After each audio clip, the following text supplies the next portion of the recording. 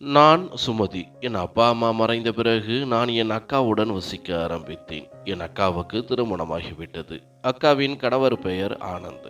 அவரை நான் அத்தான் என்றே அழைப்பேன். அவரும் எங்களுடன் தான் இருந்தார். இன்று மீண்டும் காலையிலேயே குப்பை வண்டியில் வந்தவர் கதவை வேகமாக அடிக்க ஆரம்பித்தார். அக்கா திவ்யா சமையல் அறையில் வேலை செய்து கொண்டிருந்ததால் நானே சென்று கதவை திறந்தேன். இந்த குப்பைக்காரர் கண்ணனுக்கு ஏன் இவ்வளவு அவசரம் என்று எனக்கு கோபம் வந்தது. மணியை விடாமல் அடித்து கொண்டிருந்தார். ஆனால் நான் கோபத்தை காட்டாமல் அன்புடன் அவரிடம் கேட்டேன். கண்ணன், என்ன விஷயம்? உங்கள் ரயில் போய்விடுமா? ஏன் இவ்வளவு பரபரப்பு என்றேன். நான் குப்பைக்காரரின் அவசரத்தை பார்த்தேன். அவர் அப்படியே நினைத்து கொள்ளுங்கள் அம்மா என்றார். அவர் உடனே குப்பை தொட்டிகள் இருந்த இடத்தை நோக்கி சென்று அதனுள் கையை விட்டு எதையோ தேட ஆரம்பித்தார். பிறகு நேற்று இரவு அக்கா கையில் இருந்த அதே குப்பை தொட்டியை பார்த்ததும் அவர் முகம் பிரகாசமானது. உடனே அதை மட்டும் தூக்கி கொண்டு வெளியே வந்தார். அவர் குப்பையை கொட்டிவிட்டு வரட்டும் என்று நான் அங்கேயே காத்து நின்றேன். அவர் வந்து குப்பையை நீக்கியதும் நான் தொட்டியை எடுத்து வைத்துவிட்டு கதவை அடைக்க வேண்டும். ஆனால் எனக்கு ஆச்சரியமாக இருந்தது. நான் கொடுத்த குப்பை தொட்டியில் இருந்த குப்பையை அவர் பெரிய மூட்டையில் போடாமல் தனியாக ஒரு பையில் போட்டுக்கொண்டார். அந்த குப்பைக்காரர் மிகவும் சந்தோஷமாக தெரிந்தார். அவருக்கு ஏதோ ஒரு பெரிய புதையல் கிடைத்தது போல இருந்தது. இதை பார்த்து எனக்கு சற்று குழப்பம் ஏற்பட்டது. பிறகு நான் காலியான குப்பை தொட்டியை எடுத்துக்கொண்டு உள்ளே வந்து கதவை பூட்டினேன். நான் இன்னும் குப்பைக்காரரை பற்றி தான் யோசித்துக் கொண்டிருந்தேன். அப்போதுதான் இன்று அத்தான் ஆனந்த் வீட்டிற்கு வரப்போகிறார் என்ற நினைவு வந்தது. அத்தான் வரப்போவதாக சொன்னால் மட்டுமே அக்கா திவ்யா ஏன் முகம் சுளித்து மனநிலை சரியில்லாமல் ஆகிறார் என்று எனக்கு புரியவில்லை. இன்றும் அக்கா 4 நாட்களுக்கு முன் உடுத்து இருந்த அதே அழுக்கு உடையுடன் முடி கலைந்து ரொம்பவே குழப்பத்துடன் வருத்தத்துடனும் காணப்பட்டார். நான் என் அக்காவின் இந்த போக்கை பார்த்து எனக்கு மிகவும் அதிர்ச்சியாக இருந்தது. அக்கா இப்படி ஒரு தோற்றத்தை அத்தான் ஆனந்த் வீட்டிற்கு வருவது உறுதியானாலோ அல்லது வீட்டிற்கு வந்தால்தான் எடுப்பார். இதை பற்றி என் மனதிற்குள் என் அக்கா மீது பல குறைகள் எழ ஆரம்பித்தன. ஆனாலும் நான் அமைதியாக இருந்தேன். அத்தான் வரும்போது என் அக்கா சந்தோஷமாக இருக்க வேண்டுமே. ஆனால் அக்கா சோகமான முகத்துடன் வீடு முழுவதும் நடமாடினார். அத்தானுடன் உட்காரவும் மாட்டார், அதிகம் பேசவும் மாட்டார். அத்தான் ஏதாவது ஒரு விஷயத்திற்காக அக்காவை கூப்பிட்டாலோ அல்லது ஏதாவது கேட்டாலோ அக்கா அவருக்கு பதில் சொல்லக்கூட தயாராக இல்லை. அவர் அத்தானிடமிருந்து விலகியே இருந்தார். கோபமாக இருப்பது போல் காட்டிக்கொண்டார். இதையெல்லாம் பார்த்து நான் மிகவும் கவலைப்பட ஆரம்பித்தேன். முன்பு இதையெல்லாம் கவனிப்பதற்கு எனக்கு நேரம் இருக்கவில்லை. நான் படிப்பின் காரணமாக விடுதியில் தங்கியிருந்தேன். வேறு ஒரு ஊரில் படித்ததால் விடுதியில் தங்குவது கட்டாயம். ஆனால் விடுமுறை கிடைத்தவுடன் நான் என் அக்கா மற்றும் அத்தானிடம் வந்து விடுவேன். இப்போது நான் விடுமுறைக்காக வீட்டிற்கு வந்திருந்தேன். தேர்வு எல்லாம் முடிந்து வீட்டில் இருந்ததால் எல்லா விஷயங்களையும் கவனிக்க ஆரம்பித்தேன். ஏனென்றால் எனக்கு வேறு வேலை இல்லை, ஓய்வுதான் இருந்தது. ஆனால் இங்கு வந்த பிறகு அக்காவின் செயல்பாடு என்னை மிகவும் குழப்பியது. அத்தான் வீட்டிற்கு வந்தவுடன் அக்கா விசித்திரமான நடவடிக்கைகளில் ஈடுபட்டார். அத்தான் வீட்டிற்கு வந்தவுடன் அவருடைய நடை, உடை, பாவனைகள் அனைத்தும் மாறிவிடும். இதையெல்லாம் எனக்கு மிகவும் விசித்திரமாக இருந்தது. அத்தான் முழு 15 நாட்களுக்கு பிறகு வீட்டிற்கு வந்தபோது அக்காவுக்கு அப்போதுதான் இரவில் அறையை சுத்தம் செய்ய வேண்டிய எண்ணம் வரும். அவர் குப்பை தொட்டியை தன்னுடன் அறைக்குள் எடுத்துச் செல்வார். ஆச்சரியமும் அதிர்ச்சியும் அளிக்கும் விஷயம் என்னவென்றால் அக்காவுக்கு இரவில் மட்டுமே சுத்தம் செய்யும் நினைவுக்கு வரும். அதுவும் அத்தான் வீட்டில் இருக்கும்போது மட்டுமே. இன்று அக்கா சுத்தம் செய்துவிட்டு அந்த குப்பை தொட்டியை வைத்துவிட்டு உள்ளே சென்றபோது அந்த குப்பை தொட்டியை பார்த்த எனக்கு காலையில் நடந்த சம்பவம் நினைவுக்கு வந்தது. எப்படி அந்த குப்பைக்காரர் கண்ணன் அவசரப்பட்டார் என்றும் நேராக வந்து இந்த குப்பை தொட்டியின் அருகில் போனார் என்றும் நினைவுக்கு வந்தது. இந்த குப்பை தொட்டியை மட்டும் அவர் தனியாக காலி செய்தது எனக்கு ஞாபகம் வந்தது. அடுத்த நாள் மீண்டும் நான் குப்பைக்காரரிடம் குப்பை கொடுக்க சென்றபோது இன்றும் நேற்றைய போலவே நடந்தது. இன்றும் அந்த குப்பைக்காரர் மிகவும் அவசரமாக தெரிந்தார். அவர் உள்ளே வந்து தானே குப்பை தொட்டிகளை எடுத்துச் செல்வார். அதனால் அந்த குப்பை தொட்டியில் என்ன இருந்தது, அவர் ஏன் மகிழ்ச்சி அடைந்தார் என்று என்னால் பார்க்க முடியவில்லை. அக்கா எப்பொழுதெல்லாம் அறையை சுத்தம் செய்கிறாரோ அப்பொழுதெல்லாம் அந்த குப்பை தொட்டியை தன் அறைக்கு எடுத்துச் செல்கிறார். காலையில் குப்பைக்காரர் வந்து அந்த குப்பை தொட்டியை எடுத்துச் செல்கிறார் என்று நான் புரிந்து கொண்டேன். ஆனால் இந்த குப்பை தொட்டியில் அப்படி என்ன இருந்தது, குப்பைக்காரர் ஏன் சந்தோஷம் அடைந்தார் என்று எனக்கு புரியவில்லை. நாளை குப்பைக்காரருக்கு குப்பை கொடுப்பதற்கு முன் அந்த குப்பை தொட்டியில் அப்படி என்ன இருக்கிறது என்று நான் கண்டிப்பாக பார்க்க வேண்டும் என்று முடிவு செய்தேன். ஆனால் அடுத்த நாள் அப்படி செய்ய வேண்டிய சூழல் வரவில்லை. ஏனென்றால் இன்று அத்தான் ஊருக்கு திரும்பிச் செல்ல வேண்டும். அத்தான் திரும்பிச் சென்றார். அத்தான் போனவுடன் அக்கா திவ்யா மீண்டும் தன் இயல்பு நிலைக்கு திரும்பினார். இப்போது அவர் மிகவும் நிம்மதியாக தெரிந்தார். குளித்து சுத்தமாக பொலிவுடன் காணப்பட்டார். அவர் அழுக்கு உடைகளையும் மாட்டிவிட்டார். இதை பார்த்து எனக்கு ஆச்சரியம் ஏற்பட்டது. அத்தான் வந்தவுடன் அவர் செய்ய வேண்டிய வேலையை அத்தான் சென்ற பிறகு செய்தார். ஆனால் நான் அக்காவிடம் இதை பற்றி எந்த கேள்வியும் கேட்கவில்லை. அமைதியாக இருந்தேன். இன்று குப்பைக்காரர் கண்ணன் வந்தார். வந்தவுடன் என்னிடம், அம்மா, உங்கள் அத்தான் சென்று விட்டாரா என்று கேட்டார். நான் அவருக்கு பதில் ஏதும் சொல்லவில்லை. என் தலையை ஆம் என்று மட்டும் அசைத்தேன். அந்த குப்பைக்காரரும் விசித்திரமாகவும் பைத்தியக்காரன் போலவும் தோன்றினார். நான் வேகமாக கதவை அடைத்தேன். ஏனென்றால் இந்த காலத்தில் யாரையும் நம்ப முடியாது. அத்தான் திரும்பிச் சென்றதை கேட்டு இந்த குப்பைக்காரர் திருடும் நோக்கத்தில் எங்கள் வீட்டிற்குள் வந்துவிடக்கூடாது, அல்லது வேறு ஏதேனும் தவறான எண்ணத்துடன். இதை பற்றி யோசித்து நான் மிகவும் பயந்து போனேன். அத்தான் வீட்டில் இல்லாத போது அந்த குப்பைக்காரரும் தாமதமாக வருவார். எந்த மகிழ்ச்சியும் இல்லாமல் மெதுவாக குப்பைகளை எடுத்துச் செல்வார். இவர்களின் நடத்தை என்னை மிகவும் குழப்பியது. சில சமயங்களில் அக்கா திவ்யா அப்படித்தான் ஏதாவது பேசுவார். என்ன பேசுகிறார் என்று எனக்கு ஆச்சரியமாக இருக்கும். நான் மீண்டும் அக்காவிடம் கேட்டால் அக்கா பேச்சை மாற்றி விடுவார். இப்போது எனக்கு அவர் உடல்நிலை சரியில்லாமல் இருக்கின்றாரோ என்று தோன்றியது. 15 நாட்கள் முடிந்தன. அத்தான் ஆனந்த் மீண்டும் வீட்டிற்கு திரும்பி வந்தார். நான் அத்தான் வந்ததால் மிகவும் சந்தோஷமாக இருந்தேன். ஆனால் அக்கா இன்று காலை முதல் கவலையாகவும் சோகமாகவும் இருந்தார். அத்தான் வந்ததால் அக்காவுக்கு சிறிதும் சந்தோஷம் இருக்கவில்லை. இதை பார்த்து எனக்கு மிகவும் வருத்தமாக இருந்தது. அக்கா ஏன் இப்படி நடந்து கொள்கிறார் என்று யோசித்துக் கொண்டே இருந்தேன். அவர் எங்கள் அத்தான். நாள் முழுவதும் வீட்டிற்கு வெளியே சென்று எங்களுக்காக கஷ்டப்பட்டு உழைக்கிறார். நகரத்திலிருந்து தூரத்தில் தனியாக இருந்தும் எங்கள் நினைவிலேயே இருக்கிறார். எங்களுக்கு சின்ன பிரச்சனை என்றாலும் அவர் ஓடி வந்து உதவினார். எனக்கு என் அத்தான் மீது மிகுந்த பிரியம். வீட்டில் அக்கா, நான் மற்றும் என் அக்காவின் மகன் மட்டுமே இருந்தோம். அத்தான் வேறு ஊரில் இருந்தார். ஆரம்பத்தில் அக்கா திவ்யா இப்படி இருக்கவில்லை. ஆனால் இப்பொழுது அக்காவுக்கு என்ன ஆனது என்று தெரியவில்லை. பிறகு நான் அக்காவுக்கும் அத்தானுக்கும் இடையே ஏதேனும் சண்டை இருக்கலாம். அக்கா அத்தான் மீது கோபமாக இருக்கலாம் என்று நினைத்தேன். இன்றும் நான் அக்காவை தன் அறைக்குள் சுத்தம் செய்வதற்காக குப்பை தொட்டியை எடுத்துச் செல்வதை பார்த்தபோது என் மனதில் பல கேள்விகள் எழத் தொடங்கின. காலையில் குப்பைக்காரர் கண்ணன் குப்பையை எடுக்க வந்தபோது நான் குப்பைக்காரருக்கு குப்பை கொடுக்கச் சென்றேன். இதை பார்த்த எனக்கு மயக்கமே வந்துவிடும் போல் இருந்தது. என் தலை மிகவும் சுழன்றது. சுவற்றை பிடித்துக்கொண்டு கீழே விழாமல் என்னை காப்பாற்றிக் கொண்டேன். நான் இதையெல்லாம் என்ன பார்க்கிறேன்? என் கண்களை என்னால் நம்ப முடியவில்லை. மனதிற்குள் இதையெல்லாம் அக்கா திவ்யா இந்த குப்பை தொட்டியில் போட்டாரா என்று நினைத்தேன். அக்காவின் மனநிலை சரியாக இருக்கிறதா? எந்த ஒரு மனிதனும் சரியாக இருக்கும்போது இப்படி எப்படி செய்ய முடியும்? ஆனால் அக்கா இப்படி செய்து கொண்டிருந்தார். எனக்கு மிகவும் அதிர்ச்சியாக இருந்தது. என் கண்களை என்னால் நம்ப முடியவில்லை. அப்போது குப்பைக்காரர் கண்ணன் முன்னே வருவது தெரிந்தது. ஆனால் நான் குப்பை தொட்டியில் இருந்த அந்த பொருட்களை எடுத்து விட்டேன். அந்த குப்பைக்காரர் மகிழ்ச்சியுடன் முன்னே வந்து கொண்டிருந்தார். அவருடைய சந்தோஷமான முகம் எனக்கு பிடிக்கவில்லை. இப்போது வரை அவர் எவ்வளவு சம்பாதித்திருப்பார் என்று தெரியவில்லை. இப்போது மீண்டும் பல்லை காட்டிக்கொண்டு வந்து கொண்டிருந்தார். ஏனென்றால் அவர் அத்தானின் காரை வெளியே நிறுத்தி இருப்பதை கண்டிருந்தார். நான் அவரிடம் குப்பை தொட்டிகளை கொடுத்தபோது அவர் அதில் எதையோ தேட ஆரம்பித்தார். அவருக்கு எதுவும் கிடைக்காததால் அவர் சோகமாக சென்று விட்டார். என் உடல் முழுவதும் கோபத்தில் பற்றி எறிந்தது. நான் என்னிடமே பேச ஆரம்பித்தேன்.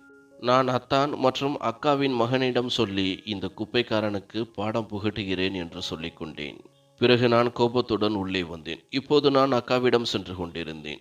அக்காவிடமிருந்து என் பல கேள்விகளுக்கு பதில்களை பெற வேண்டியிருந்தது. ஆனால் உள்ளே சென்றபோது நான் அத்தானை சந்தித்தேன். அவர் என்னை தன்னுடன் உட்கார வைத்து, என்ன விஷயம் கவிதா, நீ கவலையாக தெரிகிறாய், ஏதாவது பிரச்சனையா என்று கேட்டார். அவர் கேட்டவுடன் நான் கோபத்துடன் பேச ஆரம்பித்தேன். அத்தான், எனக்கு அக்கா திவ்யா மீது சந்தேகம் உள்ளது. பொதுவாக அவர் மிகவும் சந்தோஷமாக இருப்பார். ஆனால் நீங்கள் வந்தவுடன் அவருடைய மனநிலை சரியில்லாமல் போகிறது. அவர் எரிச்சல் அடைகிறார், குழப்பத்துடன் இருக்கிறார். நீங்கள் வந்ததால் அக்காவுக்கு சிறிதும் சந்தோஷம் இல்லை என்று எனக்கு தோன்றுகிறது. எனக்கு மிகவும் வருத்தமாக இருக்கிறது. நீங்களும் இதையெல்லாம் உணர்ந்திருப்பீர்கள் தானே? நான் ஒரே மூச்சில் எல்லாவற்றையும் சொல்லிவிட்டேன். அத்தான் என்னை அமைதியாக இருக்கும்படி செய்கை செய்து வெளியே வரச் சொன்னார். எங்கள் வீட்டிலிருந்து சிறிய தூரத்தில் ஒரு சிறிய பூங்கா இருந்தது. அத்தான் என்னை அங்கே அழைத்துச் சென்று தன் பக்கத்தில் உட்கார வைத்து, சுமதி, நான் உன்னை இங்கே வெளியே அழைத்து வந்திருக்கிறேன். ஏனென்றால் நாம் பேசும் எந்த பேச்சையும் உன் அக்கா கேட்கக்கூடாது. உன் அக்கா பற்றிய உன் மனதில் எந்த தவறான எண்ணத்தையும் வைத்துக் கொள்ளாதே என்றார். அப்போது நான், அத்தான், இது தவறான எண்ணம் இல்லை, இது உண்மை. இதையெல்லாம் நான் என் கண்களால் பார்த்தேன். நீங்கள் இதை பற்றி அறியாதவர். அக்கா ஒருவேளை உங்களிடமிருந்து மறைத்து இப்படி செய்கிறார். ஆனால் நான் மிகவும் கவலைப்படுகிறேன். அக்கா தன் வாழ்நாள் முழுவதும் மிகவும் கவனமாக வாழ்ந்திருக்கிறார். ஒவ்வொரு விஷயத்தையும் கணக்கு வைத்து வாழ்ந்திருக்கிறார். சின்ன சின்ன விஷயங்களில் கூட அவர் அக்கறையுடன் இருப்பார். இத்தனை வயதில் வந்து அவர் ஏன் இப்படி விசித்திரமாக நடந்து கொள்கிறார் என்று கேட்டேன். அத்தான் ஆனந்த் சொன்னார், சுமதி, உன் அக்கா தன் கட்டுப்பாட்டில் இல்லை. கொஞ்ச காலமாக அவர் மன அழுத்தத்தால் பாதிக்கப்பட்டிருக்கிறார் என்றார். அத்தானின் பதிலை கேட்டு எனக்கு கோபம் வந்தது. நான் அவரிடம், அத்தான், நீங்கள் அக்காவை பாதுகாத்து பேசாதீர்கள். தவறான விஷயத்திற்கு நீங்கள் ஏன் அவருக்கு சப்போர்ட் செய்கிறீர்கள்? எப்போதிலிருந்து நீங்கள் இவ்வளவு பலவீனமானவர் ஆனீர்கள்? என்ன விஷயம்? நீங்கள் ஏன் இவ்வளவு நிர்பந்திக்கப்பட்டு அக்காவின் தவறை மறைக்கிறீர்கள் என்று கேட்டேன். அத்தான் சொன்னார், சுமதி, நான் எந்த தவறையும் மறைக்கவில்லை. அக்காவுக்கு சப்போர்ட்டும் செய்யவில்லை. நான் சொல்வதை கொஞ்சம் கவனமாக கேள். உன் புகார்கள் எல்லாம் மறைந்துவிடும் என்றார். நான், ஆனால் அத்தான், நீங்கள் இதையெல்லாம் பாருங்கள். இன்று காலையில் நான் குப்பைக்காரரிடம் குப்பையை கொடுக்க சென்றபோது இந்த குப்பை தொட்டியில் இதையெல்லாம் பார்த்தேன். எனக்கு பெரிய அதிர்ச்சியாக இருந்தது. இரவில் அக்கா தன் அறையை சுத்தம் செய்கிறேன் என்று சொல்லி இந்த குப்பை தொட்டியை உள்ளே எடுத்துச் செல்கிறார். அதில் இப்படிப்பட்ட பொருட்களை போடுகிறார். எப்போதிலிருந்து இதையெல்லாம் செய்து கொண்டிருக்கிறார் என்று தெரியவில்லை. குப்பைக்காரருக்குத்தான் ஒரே கொண்டாட்டமாக இருக்கிறது. என் அக்கா இவ்வளவு அலட்சியமாக எப்போதும் இருந்ததில்லை. இப்போது அவருக்கு என்ன ஆயிற்று? குப்பை தொட்டியில் அக்கா தன் பணத்தை நீங்கள் வாங்கி கொடுத்த விலை உயர்ந்த பொருட்களை போட்டு விடுகிறார். உங்கள் மற்றும் அக்காவின் திருமண புகைப்படம் 2 துண்டாக கிழித்து குப்பை தொட்டியில் கிடந்தது. நேற்று நீங்கள் அக்காவுக்காக வாங்கி வந்த புது விலை உயர்ந்த உடையை கூட அவர் குப்பை தொட்டியில் போட்டுவிட்டார். ஆனால் காலையில் குப்பை தொட்டியை கொடுக்கும்போது நான் பார்த்து விட்டதால் அதை எடுத்து விட்டேன். அக்காவுக்கு என்ன ஆனது? ஏன் இப்படி செய்கிறார்? எனக்கு ஒன்றுமே புரியவில்லை என்று நான் என் தலையை பிடித்து கொண்டு அமர்ந்து, அத்தான், உங்களுக்கு ஏதாவது தெரிந்தால் தயவு செய்து என்னிடம் சொல்லுங்கள். என் கவலையை போக்குங்கள். ஒரு பெண் இவ்வளவு விலை உயர்ந்த மதிப்புமிக்க பரிசுகளையும் பணத்தையும் எப்படி குப்பை தொட்டியில் போட முடியும் என்று கேட்டேன். அத்தான் சொன்னார், சுமதி, இன்று நான் உனக்கு எல்லாவற்றையும் உண்மையாக சொல்கிறேன். உன் அக்கா தற்போது ஒரு மனநோயால் பாதிக்கப்பட்டுள்ளார். Multiple personality disorder. பல ஆளுமை என்ற பெயரை நீ கேள்விப்பட்டிருப்பாய். அதை பற்றியும் படித்திருப்பாய். ஏனென்றால் நீ உளவியல் மாணவி. உன் அக்காவுக்கு இந்த நோய் வந்துள்ளது. இதில் ஒருவர் தன்னை வெவ்வேறு வடிவங்களுக்கு மாற்றிக்கொள்வார். ஒரே நேரத்தில் அவர் பல ரூபங்களாக வாழ்வார். இந்த நோயில் நோயாளி தன்னை வெவ்வேறு நபர்களாக கருதுவார். சில நோயாளிகள் பல ஆளுமைகளால் பாதிக்கப்படுவார்கள். ஆனால் உன் அக்கா பெரும்பாலான நேரம் தன் சொந்த ஆளுமையில்தான் இருப்பார். ஆனால் நான் வந்தவுடன் அவர் தன்னை வேறு ஒருவராக நினைக்க ஆரம்பித்து விடுகிறார். இந்த நிலையில் அவர் தன்னை இளம் பெண்ணாக கருதுகிறார். என்னை வெறுக்கிறார். என்னை அவருக்கு சுத்தமாக பிடிக்கவில்லை. அவர் எல்லா வகையிலும் தன் வெறுப்பை காட்டுகிறார். என் மீதான அவரது வெறுப்பு அவர் மனதை எந்த அளவுக்கு ஆக்கிரமித்திருக்கிறது என்றால், நான் கொடுத்த பணம், நான் வாங்கி தந்த பரிசுகள் அனைத்தையும் தூக்கி எறிந்து விடுகிறார். அவர் அவற்றை பயன்படுத்தவும் மாட்டார். நான் வீட்டில் இருக்கும் வரை ஒரு வாரம் முழுவதும் உன் அக்கா வேறு ஒரு ரூபத்தில் இருப்பார். நான் போனவுடன் மீண்டும் தன் இயல்பு நிலைக்கு திரும்பி விடுவார். இதில் அவர் மீது எந்த தவறும் இல்லை. மாறாக அவர் நோயில் இருக்கிறார். பாவம், அவருக்கு தெரியாது அவர் தன்னைத்தானே என்ன செய்து கொள்கிறார் என்று. உனக்கு இதெல்லாம் கதை போலவும் புத்தகத்தில் படித்தது போலவும் தோன்றலாம். ஆனால் இதுதான் உண்மை. உன் அக்காவை நான் அதனால்தான் எதுவும் சொல்வதில்லை. இதுதான் அவருடைய வெறுப்பையும் அலட்சியத்தையும் நான் பொறுத்து கொள்ளும் காரணம். உன் அக்கா தன் வாழ்க்கை முழுவதும் நமக்காக எவ்வளவு செய்திருக்கிறார். நாம் அவருக்காக இதை கூட செய்ய முடியாதா? அத்தானின் பேச்சை கேட்டு என் கண்கள் விரிந்தன. நான் இதுவரை படித்த விஷயங்கள் எல்லாம் நிஜமாக நடக்குமா என்று என்னால் நம்ப முடியவில்லை. அது வேறு எங்கும் இல்லை, என் கண்ணு முன்னால் நடந்து கொண்டிருந்தது. என் உயிரிலும் மேலான அக்காவுக்கு இந்த பாதிப்பு வந்திருந்தது. எனக்கு பெரிய அதிர்ச்சியாக இருந்தது. நான் அதிர்ச்சியில் அங்கேயே உறைந்து போய் அமர்ந்திருந்தேன். என்னால் எதுவும் பேச முடியவில்லை. ஆனால் நான், அத்தான், இது எப்படி சாத்தியம்? அக்காவுக்கு எந்த பிரச்சனையும் இல்லையே. திடீரென்று எப்படி ஆனது? நீங்கள் இதுவரை என்னிடம் எதுவும் சொல்லவில்லையே. எல்லாவற்றையும் என்னிடமிருந்து மறைத்து விட்டீர்கள். அக்காவுக்கு எப்போதிலிருந்து இந்த பாதிப்பு இருக்கிறது? எனக்கு ஒன்றும் தெரியாமல் நான் எவ்வளவு அறியாமையில் இருந்தேன். என் வீட்டில் என்ன நடக்கிறது என்று எனக்கு தெரியவே இல்லை. நீங்களும் என்னிடம் சொல்லவில்லை. எனக்கு ஏமாற்றமாகவும் வருத்தமாகவும் இருந்தது. நான் இதுவரை என் அக்காவை தவறாக புரிந்து கொண்டிருந்தேன். மனதிற்குள் அவர் மீது எவ்வளவு குறைகளை வைத்திருந்தேன்.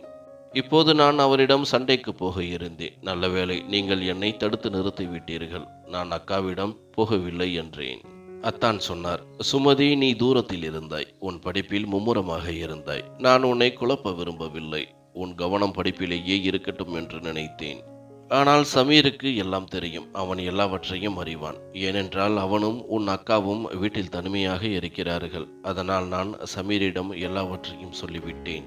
எனக்கு தெரியாமல் இங்கு ஏதாவது நடந்தால் சமீர் எனக்கு ஃபோன் செய்து எல்லாவற்றையும் சொல்லிவிடுவான். நான் உடனே திரும்பி வந்து விடுவேன். ஆனால் கடவுளுக்கு நன்றி, உன் அக்காவுக்கு மற்றபடி உடல்நிலை நன்றாக இருக்கிறது. ஆனால் என்னை பார்த்தால் அவர் மற்றொரு ஆளுமைக்கு திரும்பி விடுகிறார். இதை சொல்லும்போது அத்தான் ஒரு பெருமூச்சு விட்டார். அத்தானின் பேச்சை கேட்டு என் மனதில் நிறைய கேள்விகள் எழ ஆரம்பித்தன. நான் படித்தவரை இதுபோன்ற நோயாளிகளுக்கு அவர்களின் கடந்த காலத்துடன் ஏதோ ஒரு தொடர்பு இருக்கும். அவர்களின் குழந்தை பருவத்திலோ அல்லது இளமையிலோ ஏதோ ஒரு சம்பவம் நடந்திருக்கும். அதன் காரணமாக அவர்கள் வயதின் ஒரு பகுதியில் இந்த நோயால் பாதிக்கப்படுகிறார்கள். அக்காவுக்கு உங்கள் மீதான வெறுப்பும் அலட்சியமும் ஒருவேளை உங்களுக்கும் அக்காவுக்கும் இடையே ஏதாவது நடந்திருக்கலாம் என்பதற்கான அறிகுறி. அதனால்தான் அவர் உங்களை பார்க்கும்போது தன் கடந்த காலத்தை நினைவு கூர்ந்து தன்னை பல வருடங்களுக்கு பின்பு இழுத்துச் செல்கிறார். அதாவது அவர் இளமையாக இருந்தபோதும் உங்கள் இருவருக்கும் புதிதாக திருமணமாகி இருந்தபோதும் இருந்த நிலைக்கு செல்கிறார். திருமணமான ஆரம்ப நாட்களில் அக்கா உங்கள் மீது மகிழ்ச்சியில் இருந்தாரா? உங்களுக்கும் அக்காவுக்கும் இடையே ஏதாவது எப்போதாவது நடந்து அதன் காரணமாக அக்கா உங்கள் மீது இவ்வளவு கடுமையாக நடந்து கொண்டாரா என்றேன். நான் என் அத்தானுடன் மிகவும் நெருக்கமாக இருந்தேன். அதனால் தயக்கமில்லாமல் அவரிடம் எல்லாவற்றையும் பகிர்ந்து கொள்வேன். அத்தானும் என் பேச்சை பெரிதாக எடுத்துக்கொள்ள மாட்டார். நாங்கள் இருவரும் நண்பர்களைப் போல பழகினோம். நண்பர்கள் போல எல்லாவற்றையும் ஒருவருக்கொருவர் பகிர்ந்து கொள்வோம். அதனால்தான் நான் தயக்கமில்லாமல் அத்தானிடம் எல்லாவற்றையும் கேட்டேன். என் அத்தான் போன்ற ஒருவர் யாருக்கும் எந்த துன்பத்தையும் கொடுத்திருக்க மாட்டார், அல்லது அவர் என் அக்காவுக்கு எந்த துன்பத்தையும் கொடுத்திருக்க மாட்டார் என்றுதான் எனக்கு தோன்றியது. ஆனால் இன்று என் மனதில் உள்ள அனைத்து கேள்விகளுக்கும் அத்தானிடம் பதில் தெரிந்து கொள்ள விரும்பினேன். அத்தான் சொன்னார், ஆம் சுமதி, அப்படித்தான் வைத்துக்கொள். உண்மையில் ஒவ்வொரு கதைக்கும் பின்னால் ஏதோ ஒரு காரணம், ஏதோ ஒரு சம்பவம் இருக்கும். அது மனிதனின் கடந்த காலத்துடன் தொடர்புடையது. ஒரு மனிதன் எந்த வயதில் மன அழுத்தம், மனசோர்வு அல்லது இது போன்ற எந்த மனநோயால் பாதிக்கப்பட்டாலும் அதற்கு முக்கிய காரணம் கடந்த காலத்தில் நடந்த தவறான நடத்தை, கொடுமை, அநியாயம் அல்லது தவறான விஷயங்களின் விளைவாகத்தான் இருக்கும். உன் அக்காவுக்கும் அப்படித்தான் நடந்தது. அதனால்தான் இன்று அவர் இந்த நிலையில் இருக்கிறார். உன் அக்கா மிகவும் நல்லவள், மிகவும் அமைதியான பெண். அவள் என் அம்மாவின் தோழியின் மகள். ஆனால் அவளுடைய பெற்றோர்கள் வெளிநாட்டில் லண்டனில் வசித்தனர்.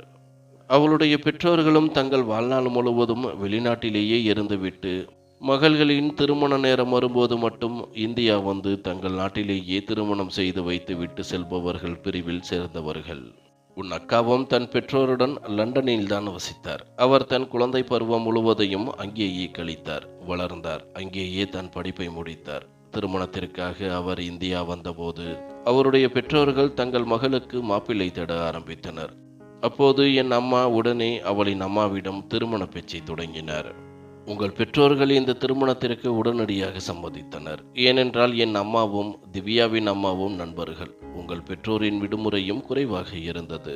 திவ்யாவின் அப்பாவும் மகிழ்ச்சி அடைந்தார். அதே நேரத்தில் சம்மதமும் தெரிவித்தார். என் அம்மாவை விட வேறு யாரை நம்புவது என்று அவர் கேட்டார். என் மகள் என் அம்மாவின் தோழியின் வீட்டில் மிகவும் சந்தோஷமாக இருப்பாள் என்று நான் நம்புகிறேன். நான் கவலையின்றி லண்டனுக்கு திரும்பிச் செல்வேன் என்றார். எங்கள் திருமணம் நடந்ததும் திவ்யாவின் பெற்றோர்கள் தங்கள் குடும்பத்துடன் மீண்டும் லண்டனுக்கு திரும்பிச் சென்றார்கள். நீயும் அப்போது சிறு பிள்ளையாக இருந்தாய். திவ்யா மிகவும் நல்ல பெண். இந்த திருமணத்தில் எனக்கு பெரிய மகிழ்ச்சி. லண்டனில் இருந்தும் அவளிடம் எந்த மாற்றமோ அலட்டலோ இல்லை. அவள் ரொம்ப சாதாரண குடும்ப பெண் போல இருந்தாள்.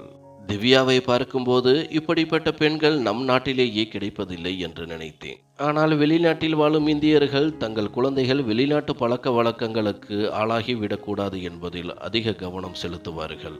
அதனால்தான் திவ்யாவும் நல்ல தெளிவான பெண்ணாக இருந்தாள். நான் திவ்யாவுடன் மிகவும் சந்தோஷமாக இருந்தேன். எங்கள் திருமணமாகி 2 மாதங்கள் கூட ஆகவில்லை.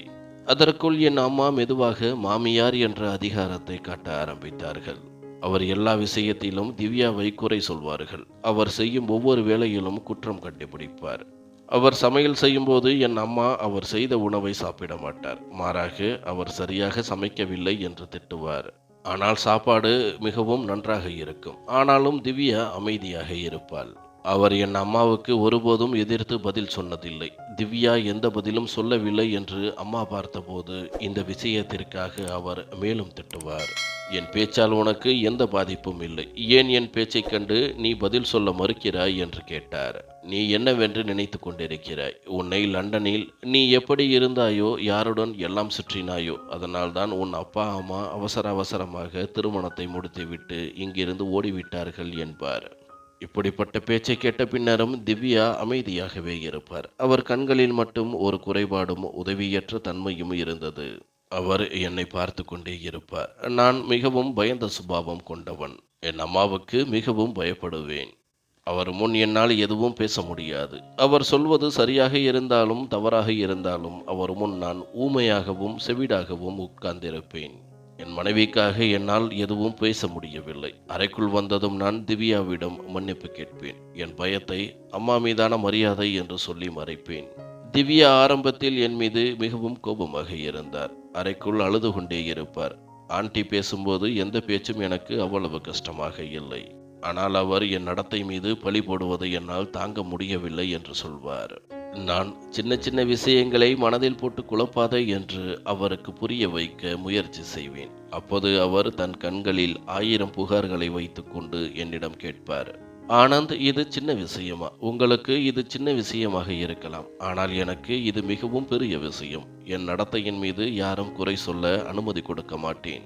ஆனால் நான் உதவியற்றவளாக இருக்கிறேன். நீங்கள் இருப்பதால் அமைதியாக இருக்கிறேன். ஆனால் நீங்கள் உங்கள் அம்மாவுக்கு புரிய வைக்க வேண்டும். அந்த நேரத்தில் நான் திவ்யாவின் பேச்சை புரிந்து கொள்வதற்கு பதிலாக அவர் மீது கோபப்பட்டேன். நான் அவரிடம், சரி, அப்படியானால் எனக்கு விவாகரத்து கொடுத்துவிட்டு உன் பெற்றோரிடம் திரும்பிச் சென்று விடு என்றேன். திவ்யா, ஆனந்த், நான் அப்படி செய்திருப்பேன். ஆனால் நான் ஏன் அமைதியாக இருக்கிறேன் என்றால், நான் அப்படி செய்தால் என் பெற்றோரின் வளர்ப்பு மீது மற்றவர்கள் குறை சொல்வார்கள். வெளிநாட்டில் இருந்தவள் ஒழுக்கமானவள் இல்லை, சுதந்திரமாக வாழ்ந்தவள். திருமண வாழ்க்கையை இந்த வீட்டில் வாழ முடியவில்லை. மாமியாரோடும் கணவரோடும் ஒத்துப்போக முடியவில்லை. அதனால் விவாகரத்து கொடுத்துவிட்டு போய்விட்டாள் என்று சொல்வார்கள். வெளிநாட்டில் இருக்கும் பெண்கள் திருமண வாழ்க்கையை தொடர மாட்டார்கள் என்பார்கள். யாரும் என்னை பற்றி அப்படி பேசவோ என் பெற்றோரின் வளர்ப்பின் மீது குறை சொல்லவோ நான் வாய்ப்பு கொடுக்க விரும்பவில்லை. அதனால் தான் இந்த விஷயத்தை பொறுத்து கொண்டிருக்கின்றேன் என்பாள். என் அம்மாவின் நடத்தையும் நாளுக்கு நாள் இன்னும் மோசமாகிக் கொண்டிருந்தது. இப்போது நானும் அம்மாவின் இந்த நடத்தைக்கு பெரிய அளவில் சலிப்படைந்து விட்டேன். திவ்யா ஒருபோதும் எதையும் பேச மாட்டார். அவர் ஒருபோதும் சண்டையை ஆரம்பிக்க மாட்டார். ஒருபோதும் பதில் பேச மாட்டார். அப்படி இருந்தும் ஏன் என் அம்மாவின் மனதில் அவருக்கு எதிராக இப்படி சந்தேகம் இருந்தது என்று தெரியவில்லை. அது திவ்யாவின் வாழ்க்கையை நரகமாக்கிவிட்டது. இந்த இடைப்பட்ட காலத்தில் எனக்கு வேறு ஒரு ஊருக்கு வேலை மாற்றல் கிடைத்தது. நான் கடவுளுக்கு நன்றி சொன்னேன். இப்போது திவ்யாவை என்னுடன் அழைத்து சென்று விடுவேன் என்று நினைத்தேன். அங்கே நாங்கள் இருவரும் சுதந்திரமாக இருக்கலாம். திவ்யாவுக்கு அம்மாவின் பேச்சிலிருந்து விடுதலை கிடைக்கும். ஏனென்றால் அம்மா தன் வீட்டை விட்டு ஒருபோதும் எங்களுடன் வரமாட்டார். இந்த வீட்டில் அப்பாவின் நினைவுகள் இருந்தன. அம்மாவுக்கு இந்த வீட்டின் மீது அதிக பாசம் இருந்தது. ஆனால் இந்த முறையும் நான் தவறாகவே நினைத்தேன். அம்மா தன் வீட்டை விட்டு செல்லவில்லை. திவ்யாவை என்னுடன் செல்ல அனுமதிக்கவும் இல்லை. அவர், நீ விடுமுறைகளில் வந்து போ, ஆனால் திவ்யா எங்கும் வரமாட்டாள். இவள் என்னுடன் தான் இருப்பாள். நீ வேலைக்கு போய் விடுவாய். உனக்கு பின்னால் அவள் வீட்டில் தனியாக இருப்பாள். இந்த உலகத்தில் எப்படிப்பட்ட ஆட்கள் இருக்கிறார்கள் என்று தெரியாது. உன் மனைவி வேறு சுதந்திரமான சூழ்நிலையில் வளர்ந்தவள். இந்த நாட்களில் யாரையும் நம்ப முடியாது. கணவன் வீட்டை விட்டு வெளியேறினால் அங்கே மனைவிகள் தங்கள் நண்பனை அழைத்து வந்து விடுவார்கள் என்றார். என் அம்மாவின் இந்த பேச்சை கேட்டு எனக்கு மிகவும் கோபம் வந்தது. நான், அம்மா, தயவு செய்து கொஞ்சம் யோசித்து பேசுங்கள். திவ்யா என் மனைவி. அவளை பற்றி யாரும் இப்படி பேசவோ அவர் மீது தவறாக பழியை சுமத்தவோ நான் ஒருபோதும் பொறுத்து கொள்ள மாட்டேன் என்றேன். முதல் முறையாக நான் துணிச்சலுடன் அம்மாவுக்கு பதில் சொன்னேன். ஆனால் அதன் விளைவு மிகவும் மோசமாக இருந்தது. அதன் பிறகு அம்மா என்னை திட்டி தீர்த்தார். திவ்யாவிடம் அவருடைய நடத்தை இன்னும் மோசமாகிவிட்டது. திவ்யாவின் கண்கள் கண்ணீரால் நிரம்பியிருந்தன. நான் அம்மாவுக்கு புரிய வைக்க முயற்சி செய்தேன். ஆனால் அவர் தன் பிடிவாதத்தில் உறுதியாக இருந்தார். இப்படி நான் உன் அக்காவை என் அம்மாவுடன் தனியாக விட்டுவிட்டு இந்த ஊருக்கு வந்து விட்டேன். நானும் வீட்டின் சூழ்நிலையால் மிகவும் சலிப்படைந்து விட்டேன். நான் வீட்டில் இருக்கும்போது அம்மா திவ்யாவை பற்றி புகார் சொல்ல ஆரம்பிப்பார்.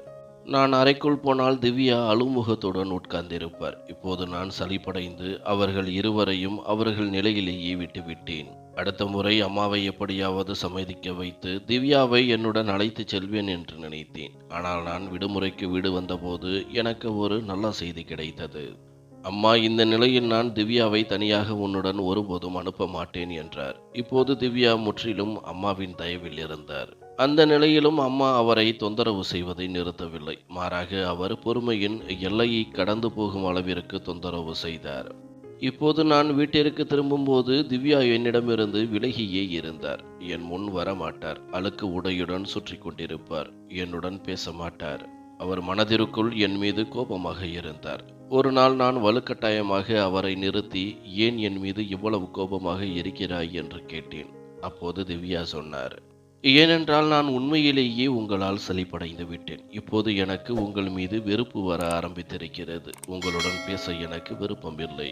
ஒரு கணவரால் தன் மனைவியை பாதுகாக்க முடியாவிட்டால், அவளுக்கு ஆதரவாக இருக்க முடியாவிட்டால், அவள் மீது பழி போடுபவர்களை தடுக்க முடியாவிட்டால், எது சரி எது தவறு என்று சொல்ல முடியாவிட்டால் அவர் எதற்கு சமமானவர்? அப்படிப்பட்ட பலவீனமானவர்களை திருமணம் செய்வதை விட நான் தனியாக இருந்திருக்கலாம். என் பெற்றோரின் வீட்டிலேயே வாழ்நாள் முழுவதும் அமர்ந்திருக்கலாம் என்பார். இது திவ்யா கடந்து வந்த கஷ்டமான காலம். இந்த சமயத்தில் நான் திவ்யாவை ஆதரிக்கவில்லை. அவரை தனியாக விட்டுவிட்டேன் என்பதை என் தவறு என்று நான் ஒப்புக்கொள்கிறேன்.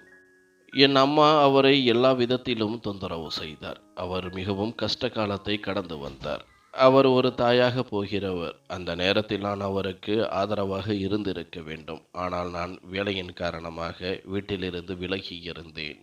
வீட்டில் இருந்தபோதும் என் அம்மாவை என்னால் தடுக்க முடியவில்லை. எங்கள் குழந்தை பிறந்தபோது திவ்யா மிகவும் பலவீனமாகிவிட்டார். ஆனால் துரதிர்ஷ்டவசமாக அப்போதும் அம்மாவுக்கு திவ்யா மீது இரக்கம் வரவில்லை. அம்மா அந்த சமயத்திலும் அவரை தொந்தரவு செய்து கொண்டே இருந்தார். அம்மா இந்த உலகத்தை விட்டு சென்ற பிறகுதான் திவ்யா கொஞ்சம் சரியானார். அவருடைய பெற்றோர் அவரிடமிருந்து தூரத்தில் இருந்தார்கள். போனில் அவர்களுடன் பேசிக்கொள்வார். ஆனால் இந்த விஷயங்களை பற்றி எதுவும் சொல்ல மாட்டார். லண்டனில் இருக்கும் அவருடைய பெற்றோர் அவருடைய கவலையை கேட்டு வருத்தப்படக்கூடாது என்பதற்காக நான் என் நிலையில் வெட்கப்பட்டு நின்றேன். அம்மா போன பிறகு நான் திவ்யாவை என்னுடன் இந்த ஊருக்கு அழைத்து வந்தேன். அவருக்கு அன்பு கொடுத்தேன். அப்போதுதான் அவர் மெதுவாக இயல்பு நிலைக்கு திரும்பினார். சமீர் பிறந்தபோது திவ்யா பல சிக்கல்களை சந்தித்தார். டாக்டர் இனிமேல் அவர் அம்மா ஆக முடியாது என்றார். பிறகு காலப்போக்கில் அவர் முற்றிலும் குணமடைந்தார். இதற்கிடையில் உனது பெற்றோர்களும் வெளிநாட்டில் வாகன விபத்தில் இறந்துவிட்டனர். திவ்யா மீண்டும் விசித்திரமாக நடந்து கொள்ள ஆரம்பித்தார். நான் அவரை மருத்துவரிடம் அழைத்துச் சென்றேன். டாக்டர், இவரை ஒரு மனநல மருத்துவரிடம் அழைத்துச் செல்லுங்கள் என்றார். எனக்கும் கொஞ்சம் விசித்திரமாக இருந்தது. ஆனால் நான் திவ்யாவுக்கு புரிய வைத்து அவரை மனநல மருத்துவரிடம் அழைத்துச் சென்றேன். டாக்டர் அவரிடம் எல்லாவற்றையும் கேட்டறிந்தார். சில சோதனைகளை செய்யச் சொன்னார். திவ்யாவிடம் முழுமையாக பேசிய பிறகு அவர் மன அழுத்தத்தால் பாதிக்கப்பட்டிருப்பதாகவும், மல்டிபிள் பர்சனாலிட்டி டிசார்டர் நோயால் பாதிக்கப்பட்டிருப்பதாகவும், நான் வந்தவுடன் தன்னை வேறு ஒருவராக பார்ப்பதாகவும் அவர் கூறினார். நான் கொஞ்ச காலம் உன் அக்காவுடன் செலவிட்ட போது எனக்கு எல்லாம் புரிந்துவிட்டது. திவ்யா பின்னோக்கி சென்று விட்டார். எங்கள் திருமணம் புதிதாக நடந்த அந்த இளமை காலத்திற்கு சென்று விட்டார். இப்போது நாங்கள் உன் அக்கா முன்பு போல முழுவதுமாக சரியாக வேண்டும் என்ற நம்பிக்கையில் இருக்கிறோம். இப்போது நாம் அனைவரும் அவரை கவனமாக பார்த்து கொள்ள வேண்டும். திவ்யா நமக்காக எவ்வளவு செய்தார். இப்போது நாம் அனைவரும் அவருக்காக ஏதாவது செய்ய வேண்டிய நம்முடைய முறை. இந்த எல்லா தவறுகளும் என்னுடையதுதான். என் காரணமாகத்தான் அவர் இவ்வளவு துன்பத்தை சந்தித்தார். திவ்யா தன் வாழ்க்கையின் மிக மோசமான காலகட்டத்தை மறக்க முடியவில்லை. அதனால்தான் இந்த வயதில் வந்து அவர் மீண்டும் பின்னோக்கி சென்று இன்னொரு ரூபத்தில் பாதிக்கப்பட்டார் என்றார். அத்தானின் பேச்சுக்கள் என்னை பெரிதும் கலங்க வைத்தன. அந்த காலம் கடந்துவிட்டது. ஆனால் அக்கா இன்னமும் அந்த மோசமான காலத்தில் சிக்கி தவித்தார். அதில்தான் வாழ்ந்து கொண்டிருந்தார். ஆனால் துரதிர்ஷ்டவசமாக அவர் மீண்டும் உணர்ந்த அந்த துன்பத்திலிருந்து நான் என் அக்காவை காப்பாற்ற முடியவில்லை. நான் என் அக்காவை மிகவும் கவனமாக பார்த்து கொள்ள ஆரம்பித்தேன். இப்போது நான் அவருக்கு ஆறுதல் அளிக்கிறேன். அவருக்கு நல்ல நேரங்களை நினைவூட்டுகிறேன். அதே விஷயங்களை பற்றி பேசுகிறேன். அத்தானுடன் கழித்த மகிழ்ச்சியான நேரங்களை நினைவூட்டுகிறேன். அவர் தன் உண்மையான நிலைக்கு திரும்பி வர வேண்டும் என்பதற்காக நாங்கள் அனைவரும் ஒன்றாக உட்கார்ந்து கேலி கிண்டல் செய்கிறோம். நாங்கள் அனைவரும் எங்களால் முடிந்த எல்லாவற்றையும் செய்து கொண்டிருக்கிறோம். என் அம்மா போன்ற என் அக்கா விரைவில் குணமடைய வேண்டும் என்று கடவுளிடம் பிரார்த்திக்கிறோம். நண்பர்களே, இந்த வீடியோ உங்களுக்கு பிடித்திருந்தால் வீடியோவை லைக் செய்யுங்கள்.